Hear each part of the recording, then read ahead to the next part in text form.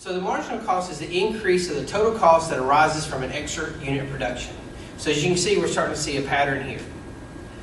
Average total cost tells us the cost of a typical unit of output, and the marginal cost tells us the cost of an additional unit of the output.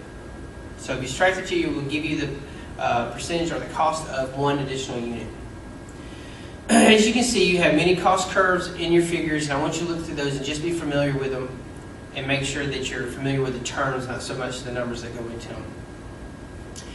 We talk about rising marginal cost. Why does this happen? This occurs because of diminishing marginal product. At low levels of output, there are few workers and a lot of idle equipment. But as output increases, the cost of producing another unit of the output becomes high. So that leads us into the U-shaped average total cost. The average total cost and the sum of the average fixed cost is added into the average variable cost. So the average fixed cost declines as that output exceeds the average variable cost, typically increases as output expands. The average fixed cost is high when output levels are low, and output expands as the average fixed cost declines, pulling the average total cost down. As fixed costs get spread over a large number of units, the effect of the average fixed cost on the average total cost falls, and the average total cost begins to rise because of the diminishing marginal product. This leads us to the efficiency of scale. The efficiency scale is the quantity of output that minimizes the average total cost. This is the relationship that we will examine between marginal cost and average total cost. Whenever we see marginal cost is less than average total cost is falling. Whenever marginal cost is greater than average total cost is rising. The marginal cost curve crosses the average total cost curve at the minimum average of total cost, which leads us to the efficient scale. So marginal cost will eventually rise with output. You'll see the average total cost is a U-shaped. Marginal costs cross average total cost at the minimum of average total cost. Cost in the short run and cost in the long run will have advantages to either one. We'll have to examine both of them and to see which ones are best fit to make the assumptions that we need to make. The division of total cost into fixed and variable costs will vary from firm to firm. Some costs are fixed in the short run, but all variables in the long run. For example, the long run, a firm could choose the size of its factory. Once the factory size is chosen, the firm must deal with the short run costs associated with the plant and its use and its size. The long run average total cost curve lies along the lowest points of the short run average total cost. Because the firm has had more flexibility in the long run, because they have more time to deal with it, than they would to have in the changes in productions of the short run. There's an example of that in your PowerPoint and in your chapter readings. The long run average of total cost is typically U-shaped. The curve is generally U-shaped, but is much flatter than in the typical short run on average the total cost curve. The length of time the firm has to get the long run will depend on how much the firm's involved. This will lead us to economies and diseconomies of scales. So let's talk about the book definition of economies of scale. It's the property whereby long-run average total cost rises as the quantity of the output increases. So what this leads us to is economies and diseconomies of scales. Let's first look at the definition the book gives us. Diseconomy of scales is the property by where the long-run average total cost rises as the quantity of the output increases.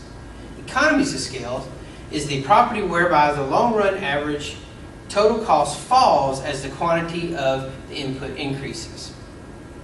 This then leads us to the constant returns of scale, which is where the property whereby in the long-run average total cost stays the same as the quantity of output changes. If you remember in Adam Smith's Wealth of the Nations, he talked about how specialization in a factory allowed output to be greater than it would have been if each worker attempted to perform many different tasks. This use of specialization allows firms to activate economies of scales.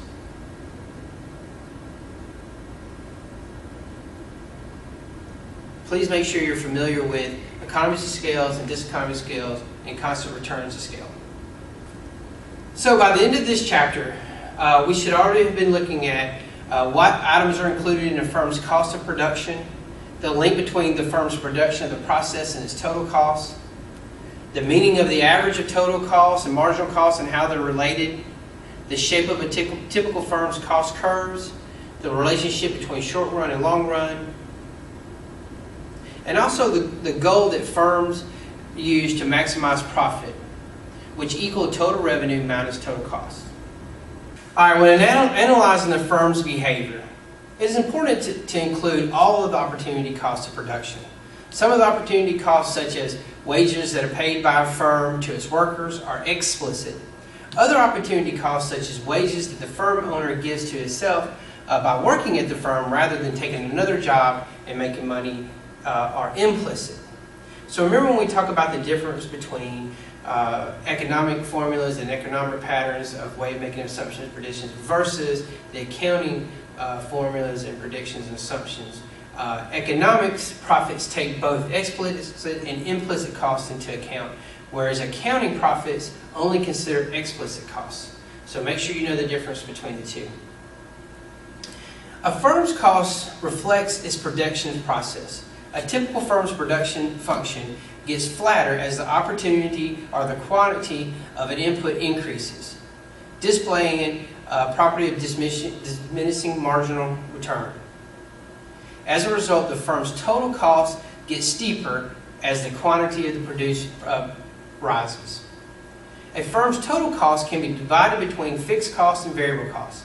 Fixed costs are costs that do not change within the firm's as it alters the quantity or the output is produced. Variable costs are costs that change when the firm alters the quantity of output produced. So the more they produce, the more that it changes. For a firm's total costs, two related measures of costs are delivered. Average total cost, which is the total cost divided by the quantity of the output, and also the marginal cost, which is the amount by which the total cost rises if the output increases by 1 unit. So when we're analyzing the firm's behavior, it's often useful to use graphs and the total cost and the marginal cost. For the typical firm, marginal cost rises as the quantity of output increases. Average total cost first falls as output increases and then rises as the output increases even further by additional units. The marginal cost curve always crosses the average total cost curve at the minimum of the total average cost. So, a firm's cost often depends on the time of the horizon considered. In particular, many costs are fixed in the short run, but the variables are changing as it moves to the long run. As a result, when the firm changes the level of production, average total cost may rise in the short run more than it would in the long run.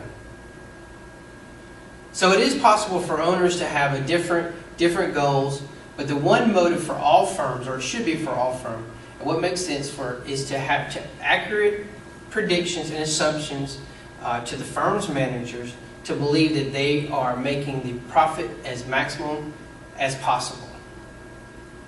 So what you're looking for when you're looking at these graphs and you're looking at these formulas is the end result is to have approximate profit maximization. For the firm to succeed and grow and to continue to move forward, it has to be productive and meeting its goals, specifically in the finance.